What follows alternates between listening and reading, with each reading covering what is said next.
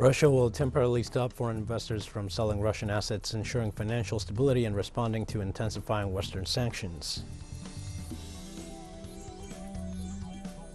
The 33rd inter-sessional meeting of CARICOM heads of government is on its second day of schedule in San Pedro, Belize.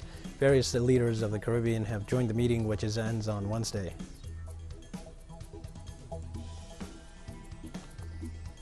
In Brazil, the town of Petrópolis in Rio de Janeiro, more than 1,117 people are homeless a fortnight after the storm that hit the region.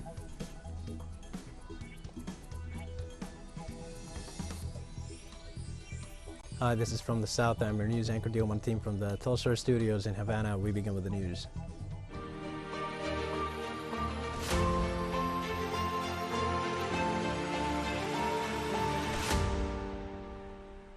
So Russia will temporarily stop foreign investors from selling Russian assets, ensuring financial stability and responding to intensifying Western sanctions. According to a decree signed by President Vladimir Putin, Russia's budget will also be pressed into action, spending up to $10.3 billion to buy shares in Russian companies. Prime Minister Mikhail Mishustin said in the current sanctions situation, foreign entrepreneurs are forced to make decisions under political pressure. Therefore, in order to give business a chance to make a considered decision, a presidential order was prepared to impose temporary curbs on exit from Russian assets. The measures ranged from curbs on the central bank's ability to use its gold and foreign exchange reserves to the exclusion of big Russian banks from the international financial system.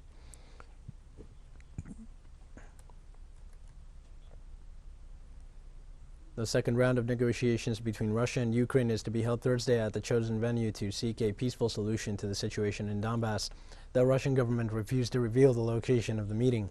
Moscow officials confirmed their willingness to the peace talks and expressed their confidence that the representation from Kyiv will arrive on Thursday in Belarus. Meanwhile, Ukrainian President Volodymyr Zelensky conditioned the talks to the end of the special operation deployed by the Kremlin in the Donbas region under the premise of protecting the population in that area from Ukrainian attacks. This next meeting follows consultations with the respective governments by the parties involved after the first round held on Monday, where diplomats said some progress was made.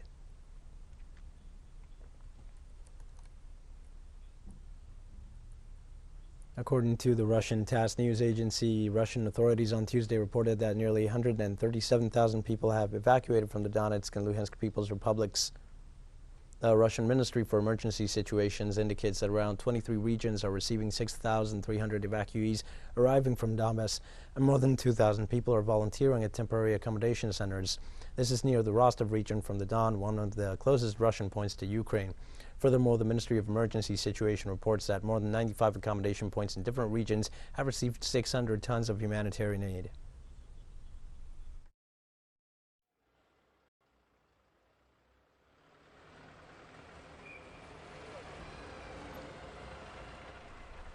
China reiterated that it opposes a policy of unilateral sanctions against Russia and called for its legitimate interests to be respected.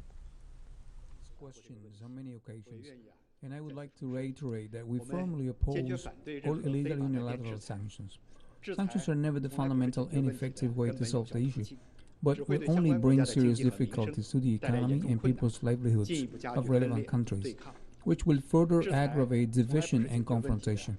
We urge relevant parties not to undermine the legitimate rights and interests of China and other parties when dealing with the Ukrainian issue and their relations with Russia. China and Russia will continue to conduct normal trade cooperation in the spirit of mutual respect, equality, and mutual benefit. Russia's defense ministry announced that its armed forces have taken absolute control over the city of Kherson in southern Ukraine. Kherson, a city of more than 300,000 inhabitants located between the Sea of Azov and the Black Sea, is now under the control of the Russian troops, which were deployed last February 24th by Russian President Vladimir Putin in a special military operation.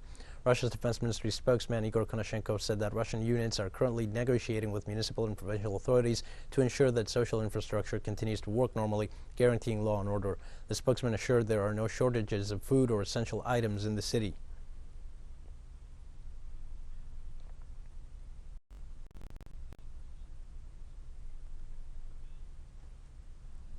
A few hours ago, representatives of Luhansk and Donetsk reported that Ukrainian forces opened fire on 6 localities in the region, attacking a gas pipeline, power lines, and destroying several houses.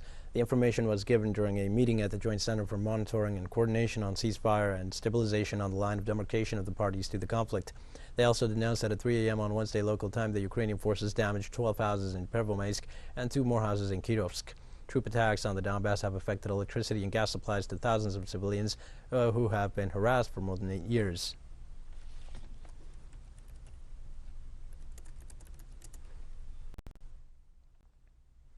In recent hours, the President of Ukraine, Volodymyr Zelensky, stated that he is ready to begin negotiations with his Russian counterpart, Vladimir Putin.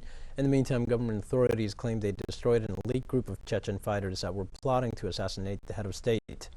Zelensky stated that the world understands the need to bring his Russian counterpart to the negotiating table while they are still willing to do so, a position shared by the Ukrainian president. He also pointed out that at the moment there is only a 1% chance that negotiations will be successful and that they will meet again, but this time to discuss the next steps. The head of state made it clear that continuing with the negotiations requires a willingness to compromise. According to Alexei Danilov, Ukraine's Secretary of the National Security and Defense Council, said during a televised address they had eliminated a unit sent to kill the president and accused the Chechen leader Ramzan Kadyrov of leading the plot.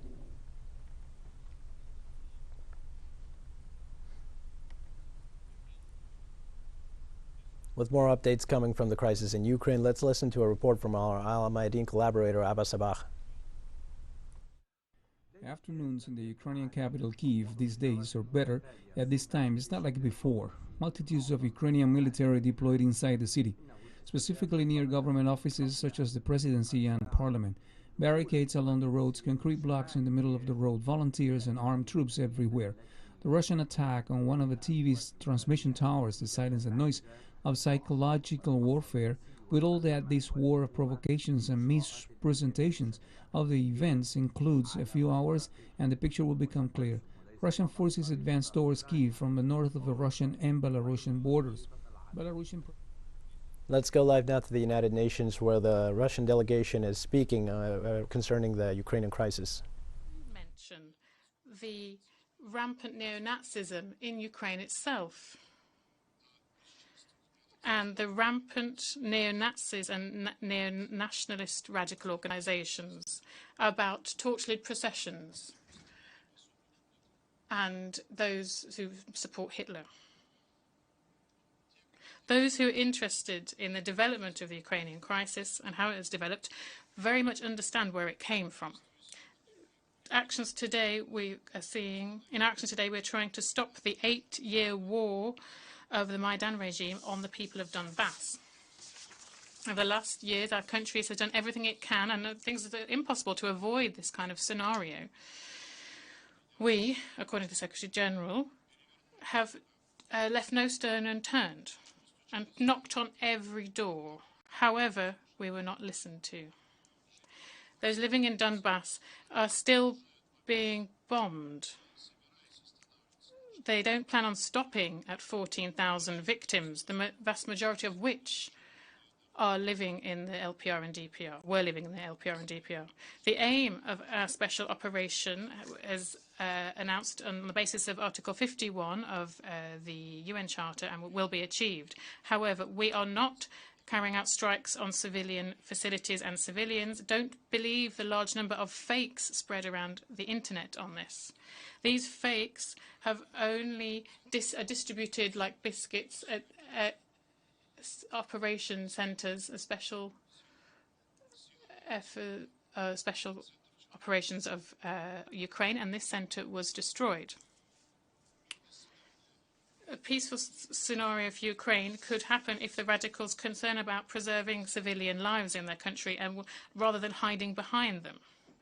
This is a call in the text before the vote. There is no reference to this call in the text before us to vote on. Nothing is mentioned about the illegal coup in Kiev in February 2014, with the connivance of Germany, France and Poland, and with the support of the United States, where the legitimately elected president of the country was overthrown. This draft does not mention anything along the lines that the new nationalist authorities are limiting the rights of citizens to use the Russian language. This was a green light for a large chain of events of violations of the basic rights of those living in the east of the country, and not only in the east of the country, including the most valuable right, that right to life. Many of you don't want to hear about this, about the tragedies happening in Ukraine after the Maidan coup in 2014. And those people who burnt alive in Odessa, and the crimes of those who didn't agree, against those who didn't agree with them. And the most blatant example of this was the war against Donbas rolled out by Kiev. There's nothing in the document either that over the last 8 years, Europe and the US have been pumping the Ukraine with weapons so that those people can kill civilians in Donbas. And the loyal authorities in Kiev are fully ignoring the Minsk agreements and sabotaging Security Council Resolution 2202.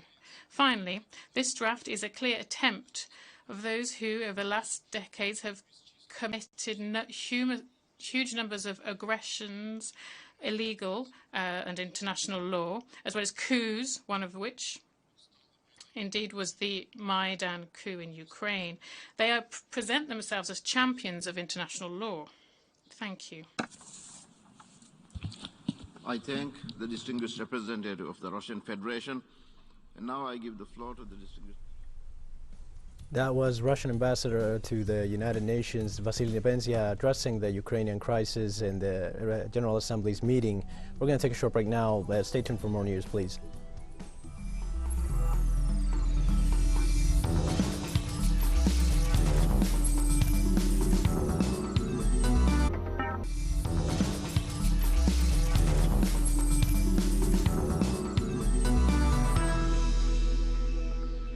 Welcome back. United States President Joe Biden vowed to make Vladimir Putin pay a price for Russia's military operation of Ukraine in his first State of the Union address, rallying allies abroad while also outlining his plans at home to fight inflation and the fading but still dangerous coronavirus. The U.S. president reaffirmed his support to Ukraine and cataloged Ukrainians as an inspiring people. Vladimir Putin sought to shake the very foundations of the free world, thinking he could make it bend to his menacing ways. But he badly miscalculated. He thought he could roll into Ukraine and the world would roll over. Instead, he met with a wall of strength he never anticipated or imagined. He met the Ukrainian people. The United States head of state is also imposing economic sanctions against Russia, as the European Union and other countries did after the launch of the military operation in Ukraine. Along with our allies, we are right now enforcing powerful economic sanctions. We're cutting off Russia's largest banks in the international financial system, preventing Russia's central bank from defending the Russian ruble, making Putin's $630 billion war fund worthless. We're choking Russia's access. We're choking Russia's access to technology that will sap its economic strength and weaken its military for years to come. Tonight, I say to the Russian oligarchs and the corrupt leaders who built billions of dollars off this violent regime, no more. And in other news, the European Union excluded 7 Russian banks from the SWIFT international financial transaction system because of Russia's special operation in Ukraine.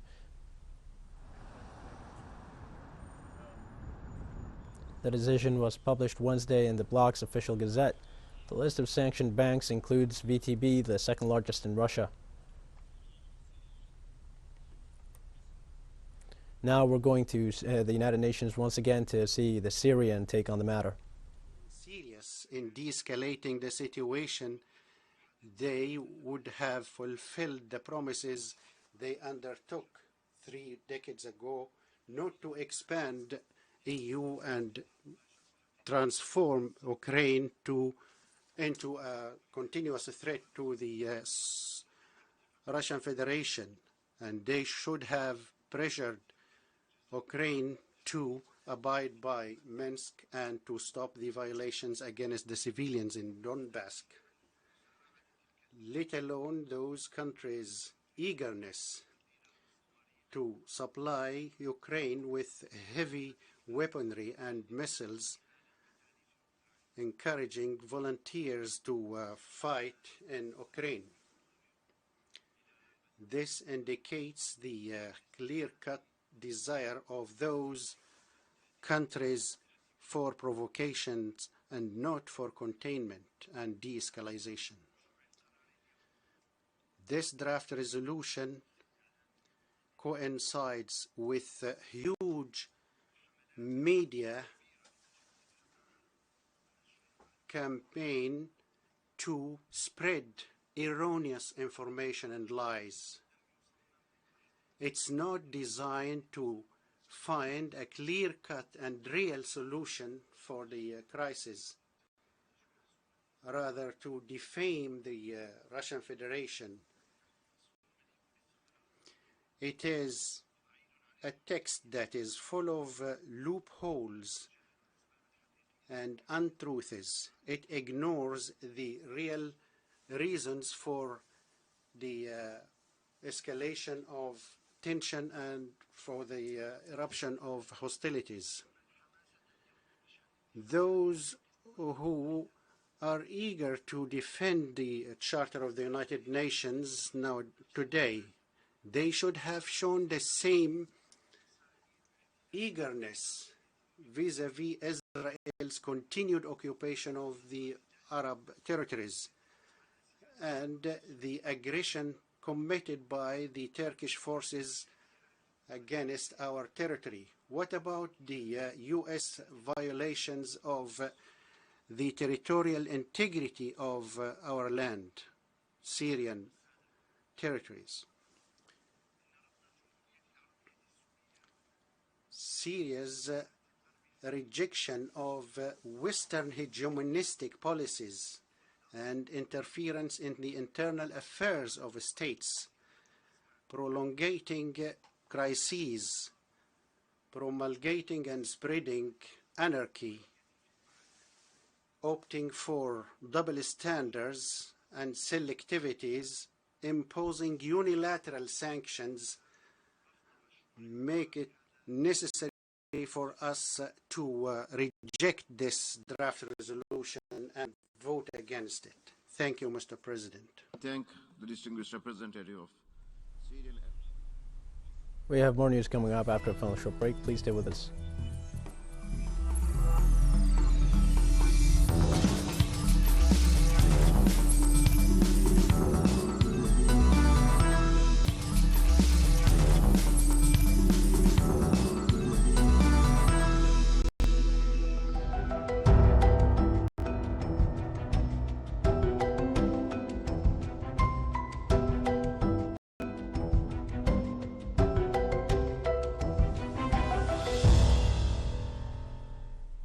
Welcome back to From the South. In Brazil, the town of Petrópolis in Rio de Janeiro has more than 1,117 homeless people a fortnight after the storm that hit the region. The Civil Defense of Brazil informed this Wednesday, 15 days after the tragedy caused by the heavy rains in Petrópolis, that the city government has carried out a mapping of all the homeless caused by floods in the area. According to the balance offered by authorities, at least 1,117 people remain homeless, while 14 shelters have already been facilitated. Most of these residents whose homes suffered total or partial floods and cannot return to them are housed in municipal schools in this area of Rio de Janeiro and in the Rui Barbosa State School.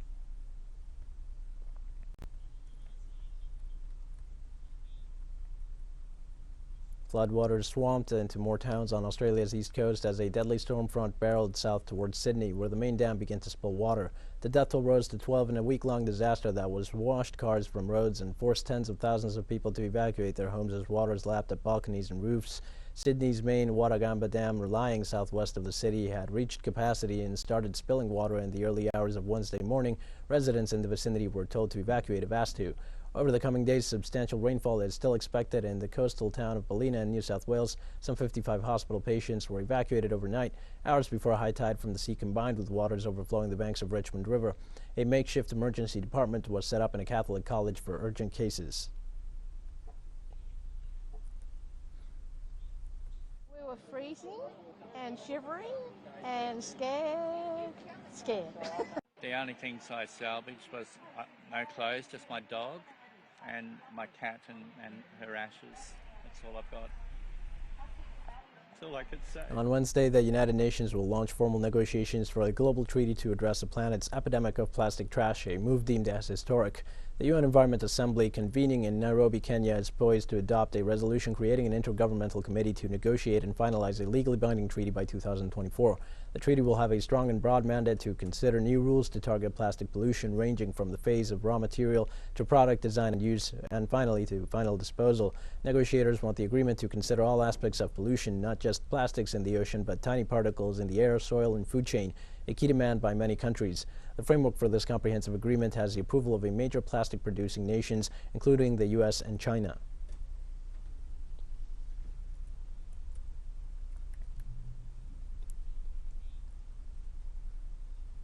And the 2022 Global Terrorism Index revealed that despite an increase in attacks, the impact of terrorism in the Sahel region continues to decline, with the number of deaths remaining approximately the same for the last 4 years. The index highlighted that terrorism remains a serious threat, with sub-Saharan Africa accounting for 48% of total global deaths from terrorism. 4 of the 10 countries with the largest increases in deaths from terrorism were also in sub-Saharan Africa: Niger, Mali, the Democratic Republic of Congo, and Burkina Faso.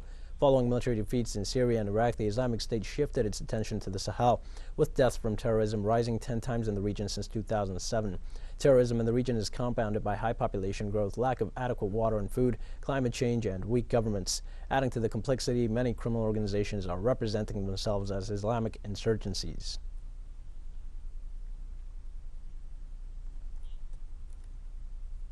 And Burkina Faso's strongman Paul Henry Sandaogo Damiba was ceremonially sworn in as president on Wednesday following the adoption of a charter to restore elected government in 2025. Damiba, a 41-year-old lieutenant colonel, seized power on January 24th, toppling elected President Roch-Marc Christian Kabore. He was sworn in as president and head of the armed forces by the top constitutional body on February 16th. The charter stipulates that the president is not eligible for the presidential, legislative, and municipal elections, which will be organized to put an end to the transition. A 71-member legislature and 25-member government led by a civilian prime minister will be set up to ensure the transition. Their members will also be barred from contesting the post-transition ballot.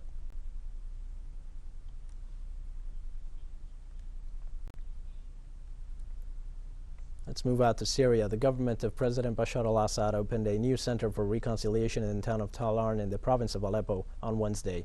Local media reported that hundreds of people, including military personnel, refugees, fugitives from justice, and young people who have evaded military service, will start attending the center in order to normalize their legal status. This comes within the framework of the initiative proposed by the Syrian state during the year 2021, with the aim of consolidating security throughout the province without resorting to military operations that could cause loss of life and property.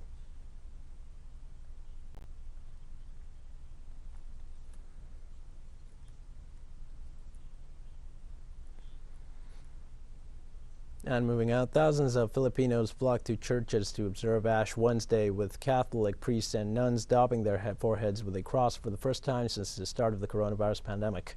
Most COVID-19 restrictions were scrapped this week after a sharp drop in infections and increased vaccinations, allowing churches to resume contact.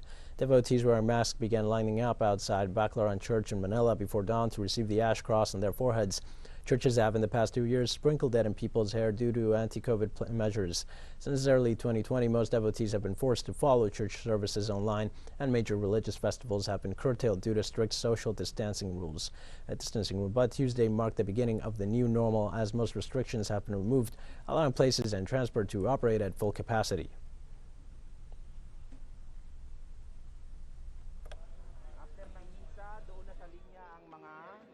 Well, Ash Wednesday today is really totally different, no? Because now people can come 100%, and we have seen how many people are now here in the compound of Baclaran. Unlike last year, wherein hardly there will be people, no? Because of the situation of the pandemic, of course. And we've come to the end of this news brief, but remember, you can find these and many other stories on our website at TeleSUR English. You can also join us on social media for all the latest news on Facebook, Twitter, Instagram, and Telegram. For TeleSUR English, I am Dio Martin. Thanks for watching.